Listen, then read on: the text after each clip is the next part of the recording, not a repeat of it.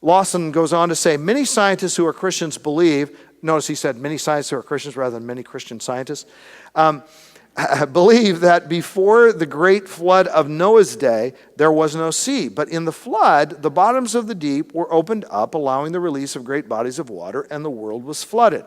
The oceans were then formed between the overturned land masses, and the seas became a barrier separating what we now know to be the continents, further dividing the human race. On the new earth, it appears, there will be no sea because the earth will be restored to its original splendor.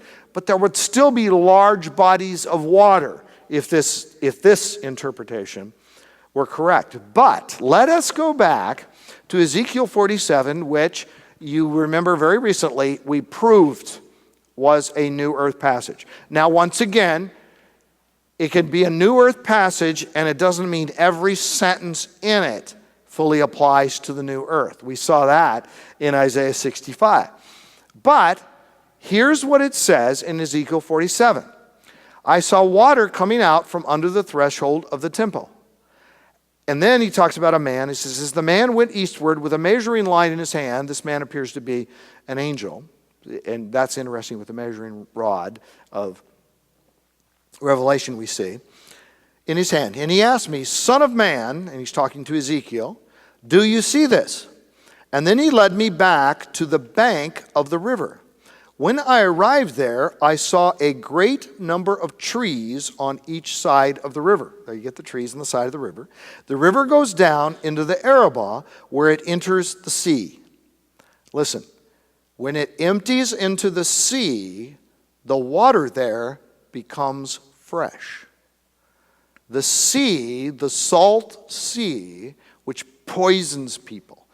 That, again, as I mentioned before, people on a ship and they're dying of thirst and they're surrounded by water, and finally they give in and they drink the water and it kills them. The salt water poisons them.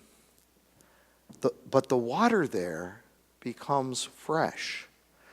So, if you had a large body of water that we would now call a sea, and that sea is characterized by being salt water, poison, separates the nations, people drown in it, great sea monsters that devour people live in it, whatever, all of that, and then all of the bad stuff is taken away right down to it's no longer salt water, but it's fresh. And remember, Ezekiel 47, a new earth passage.